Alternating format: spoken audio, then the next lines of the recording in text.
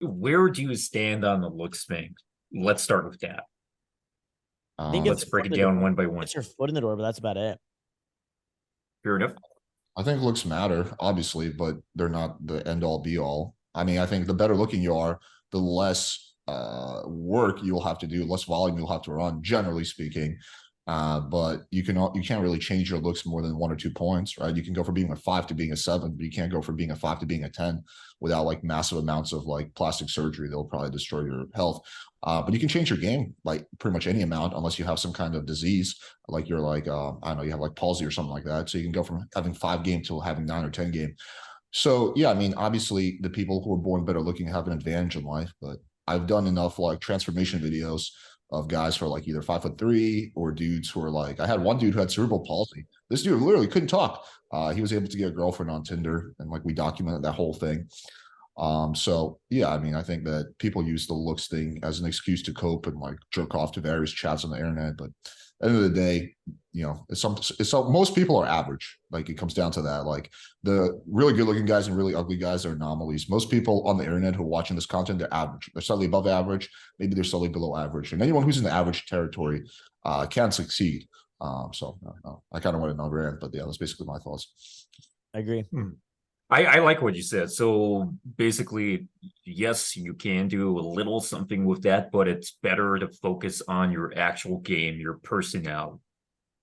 Well, no, I would So do both. Like yeah. I would improve your social market value as much as reasonably possible without doing surgeries, while at the same time focusing on game. Does anyone Yeah, I think disagree with that? Are we all no, on the same page there?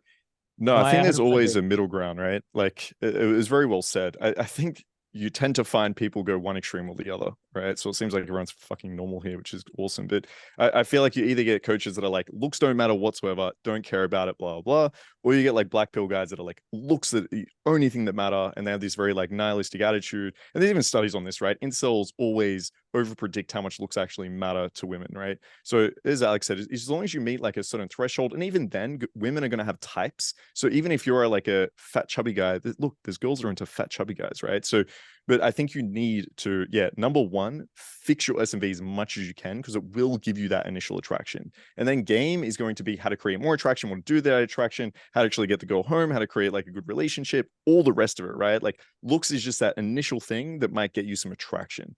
So yes, it's important, but I think the focus should be on what you could change. So if you can change your looks, change it. Once you reach that threshold and you can't, then focus on everything else you can change. One Mhm. I think interesting it's thing all, I've noticed yeah. is that like the guys who complain about like looks and not being good looking enough have almost never looks max. They're almost always disheveled. Their clothes don't fit them. They haven't gotten a haircut in 2 months. Their beard is a mess. You can just tell. You can just tell, even though you can't see them. You can tell they smell like shit.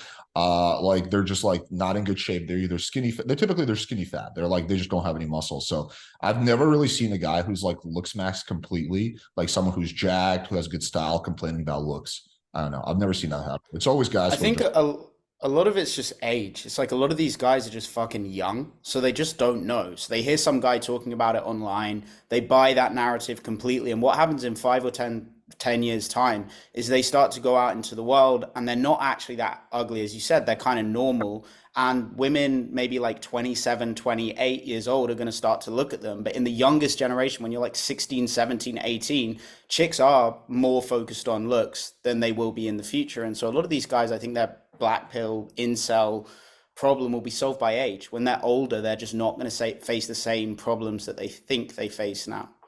one interesting thing I've noticed actually from doing a lot of like the street interviews that I've been doing on my channel is there's a massive difference between what the manosphere people, the people who spend all day on the internet, and like what people in real life do and like how it happens.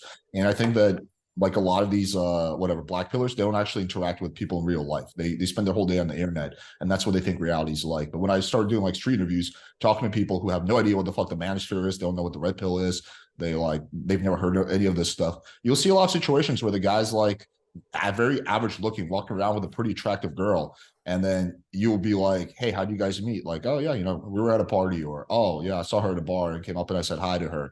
And then you'll see a lot of counterintuitive situations, like, "Yeah, we were friends for like a year and then we started dating," which like in the manosphere, everyone would say like, "Oh no, you can't. Once your friend zone, it's over."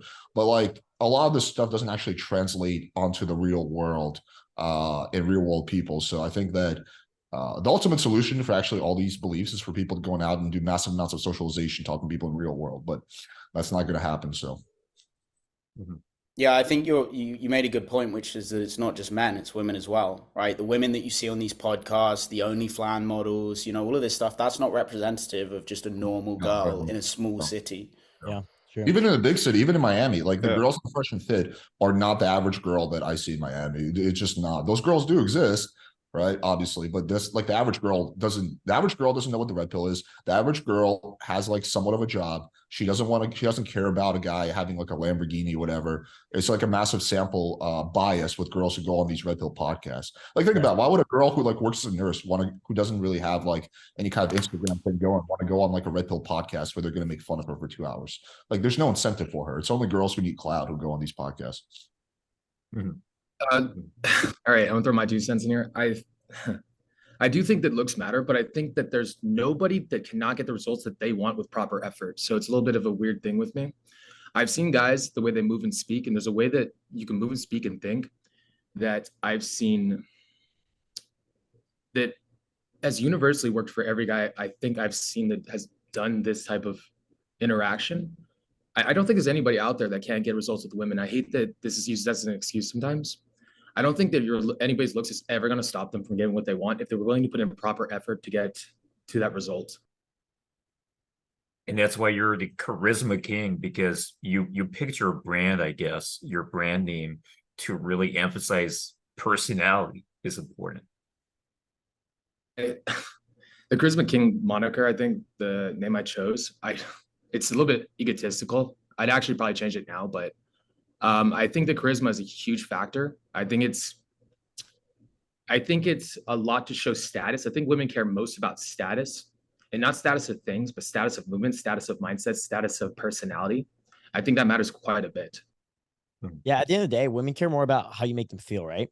So again, I'm 5'4". Like I've met like I'd say most of you guys, half you guys in person, and I mean like I'm a tiny little fucking Indian dude, right? But a lot of the girls I date, 5'8", 5'9", like significantly taller than me. It's never even been an issue. It's never been something I even think about.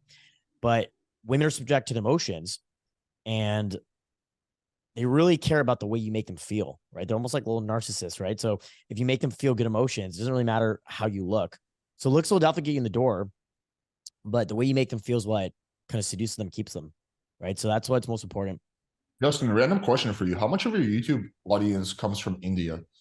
A lot, like 40. Actually, it's less than it used to be. Probably like 20-30%. And then Dude, for me, my recent growth has been like largely coming from India. It's Yeah. I don't know why, but yeah.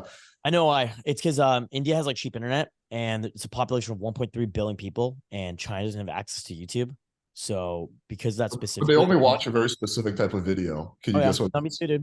Me It's too.